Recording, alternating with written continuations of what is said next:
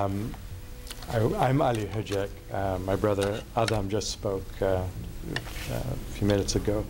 And I was going to mention that Samim's first love, according to him, was my mother. But Adam already said that. What he didn't mention was she was, excuse me, 5 years old at the time. It is, of course, immeasurable, this loss of Samim, this friend of ours, this quirky and wonderful man you could truly love for his idiosyncratic passions and beautiful ways. And of course, there were the stories, these layered stories that could be both comic and tragic, often in the same breath. Well, I don't think anyone knows if there was anything true to life in Samim's stories. It was nonetheless his telling of stories that made life so sweet. We certainly heard them more than once, but somehow I always found myself leaning in, waiting for the punchline I heard 100 times before. In the last 5 or 10 years, he got in the habit of letting the endings trail off almost inaudibly. My suspicion was that his fear of Elizabeth was finally getting through to him. One has to bear in mind that if we heard them a lot, she heard those stories a million more times than any one of us. So in sharing our memories, I have 2 stories of my own to tell. The first is when I met him in Bodrum, Turkey, in a vacation village. I was in college, perhaps 19 years old. That was a period when I and my family would spend long summers on the Mediterranean shore, doing little of anything but swimming, drinking tea, eating tomatoes, talking late into the night under endless starry skies. As our stays were very long, we would see 2 or 3 waves of vacationers, from Ankara and Istanbul mostly, arriving and departing during their timeshares. In one of these waves, Samim appears, an erudite, charming man, ever so perfectly in alignment with our late-night chats. He told stories of young loves, lost loves. He recited poetry verbatim from the classics to Nazım Hikmet, and also slipped in a few more deliciously vulgar ones. I took to this man right away. However, youth distrusts the older generations. Somehow it is their fault this world the young have to inherit. There is a truth to this, of course. Samim, with his poetry, with his words of desire and sadness, of humor and tragedy, stood there among an older generation, seeming to be smiling back at his youth, our youth, and saying it was okay to be discontent, that there was a place in this world to be both discontent, disenfranchised, and yet to be welcomed and loved. He extended this hand not only to this once young man, but also to all children, to the homeless, to his friends in the halfway house in Chelsea, to humanity at large. And though he gave of himself in this way, I suspect his colleagues at what was then Chase Manhattan Bank had no idea who this man was. Not the man that we love. The second story. Samim and Elizabeth are godparents to my son Anatol. For his first birthday, we had a small group of friends over. At the time, we had a wonderful apartment with a long terrace balcony and a panoramic view of the city. My father had died the month before, and we were still uncertain of ourselves. Being May, the spring flowers were in blossom on our terrace. Since a 1-year-old has little idea what a birthday party is, we made it an adult affair and invited a jazz trio to play. We love jazz. They were good and the saxophonist exceptional, and Samim loved jazz. As evening came, many of the guests went home, and we were left with Samim and Elizabeth on our terrace. The lights of the Empire State Building turned on, the sky darkened. The musicians took us deeper into the night, long silences as we all immersed ourselves in the music. Samim was there too, spirit, completely overcome with the music, the night, all of us together. We were suspended in that night above the city, somewhere between life still brand new, my son's birthday, and the life just ended, my father's. Somewhere there, Samim will always be. My name is Mark Abrams. I first met Samim through my high school friend George, who was Elizabeth's son. We met at the beginning of 11th grade. Just to put you in a timeline, somewhere around September 1974.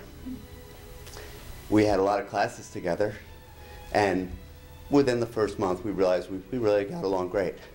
And George took me back to his house. He loved to ride his bicycle, so did I. We went back to his house, which was on the far side of Levittown. I think it was 16 Grass Lane. And we hung out there after school sometimes, and then, of course, one night I came over and he advised me, be careful, be quiet. My stepfather doesn't want to be disturbed. And Samim was sitting on the floor in the living room area, watching TV with Elizabeth, and they had a big, large bottle of wine out, and the newspapers were strewn about, and they were very, very immersed in the news and things that were happening, and I was told, we just have to go upstairs quietly. And I spent most of that year very quietly avoiding Samim, because I was warned of how stern this man was. And there was other evidence too. Steffi, their dog, Steffi knew, stay in the kitchen, don't go near the carpet. If you go on the carpet, bad. Well, Steffi could learn this. George had taught me I need to learn these things. And I'm looking back now, much older, I understand that here's this teenage boy and he's got a new stepdad, a man in the picture who's stolen his mom's heart. And I'm sure there's some competition there in a beautiful way. And the interesting thing is that George and I had 2 amazingly great years as friends. We became best friends in high school. Sadly, I lost my best friend Thanksgiving of my freshman year in college. And that was a very, very difficult experience for all of us. And I have another side note to share as well, that shortly after I got to know George and his mom, I made it clear to my mom, you should meet this woman. I think you guys would get along. Well, my mother met Elizabeth, and they did get along, and they had their own little friendship going. And I don't know if I warned my mom about Samim, but slowly but surely my dad came into the picture, and my mother and father became very good friends with Samim and Elizabeth, and I'm very, very grateful for how Samim and Elizabeth welcomed them in their home, and were wonderful hosts, and they partied. Oh, did they party, and my dad loved to party. My dad loved to party, and Samim loved to party, and everybody was partying, and I met Alicia and Frank, Monica's parents, and Omet, and sons, and Aisha I met, and I think it was my freshman year, sadly through, actually we met beforehand, but, shortly and briefly, and we got along great, and it was really a wonderful, wonderful thing to see that, and everyone had so much fun. Well, and then, of course, we lost George, and that was a big stab in the heart for everybody, and I'm grateful that my mom and dad were there, but Samim was wonderfully, wonderfully supportive, and seemed to be the glue that held so much of this together, and as only he could. And throughout college, I started to feel like I was lucky. I almost had a second set of parents in many, many ways. And when I talked to Samim now, this wasn't the guy I needed to avoid. This was Mark, with big open arms. And as I got to really get to know Samim through Samim, not through George, you could see more and more of this amazing man. And the thing that moves me most is that Samim had this love of, if you do something, do it well. If you love someone, love them well. If you care well. And everything he did, I remember we went to Jack LaLanne. Most people are just, going through the motions. No, Samim was doing his exercise. He did push-ups in the morning. He did sit-ups. We had a disciplined way about doing well. And when we talk about celebrating a life, we talk about the achievements that we all can put together on our own. And you look at Samim's, and you look at the stories here. It's music, it's sports, it's love, it's women, it's travel, it's helping others, and step by step, everything that you see this organized man who could keep everything filed perfectly. who cooked and cooked well. Everything was done well, and you know, it's such a loss. But I think we can all be really, really inspired that, you know, I learned, if anything, from Samim, I learned that you work to live. You live your life. This is a gift that we have, and take that gift and enjoy every bit of it. And his was such a model example of what you can do with your life. He came over, he learned English, you know, well. He had to deal with a bunch of Americans at a Chase Manhattan bank and deal with them well and do well and meet a woman after a first marriage and do that well. And there were so many wonderful things, and I'm just very, very grateful, and thank you for the time to come up and share that. My friend Ali was speaking. His wonderful talk has brought up a lot of other memories that I want to share with you about Samim. First of all, actually, it was Ali's parents through whom we met Elizabeth and Samim. Elizabeth and Samim, in a way, were an odd couple. Samim used to cook very well, and Elizabeth used to do the maintenance and repair work around the house.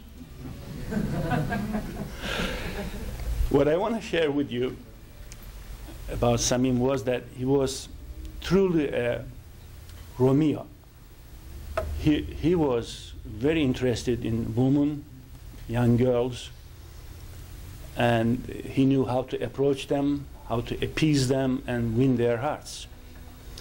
This particular girl in Trabzon, he had very rich memories about Trabzon, my hometown. He lived there only 10 years. He was trying to win the heart of this young girl, maybe 14, 15 years old, and he himself was 17, 18. And he was trying to tell her that her eyes were like a moonlight, and her mouth and lips were like cherries, and so on. And while he was in this romantic tour of explaining how beautiful she was, the young girl with a runny nose turns around and explains or tells Samim how quickly he cleaned up what we call in Turkish hamsi. Hamsi, I should explain, is a very small fish, very tasty, high and rich in protein, and it can be found only in the Black Sea, maybe in Marmara as well, the sea between Aegean Sea and the Black Sea, but nowhere else in the world. And she, with the romantic approach Samim had towards her, she was explaining how she cleaned 1 kilogram of hamsi that day by cutting the head and putting her index finger through and gotten out all the interior work of the hamsi. And when Samim explained this moment to me, we were laughing our ears out. I thought this was an interesting thing that Ali had reminded me.